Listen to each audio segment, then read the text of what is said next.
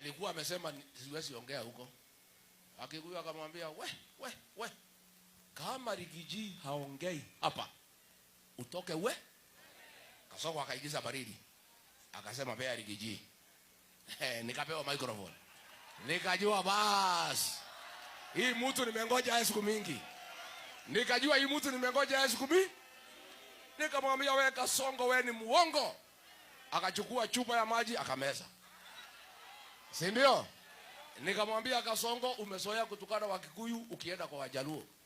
Usijaribu kutukana Wakikuyu. Watu wakapiga makofi, akachukua chupa nyingine 3 ya maji, akameza. Kabla nimalizane na yeye chupa 17 na ngapi? 16 bottles. Iko kwa mwili ya Kasongo. Si ndio? Na anaogopa kwenda pale kujisaidia kwanza. Anaona akienda nitamlima zaidi. Kasongo angaishwe asiangaishwe.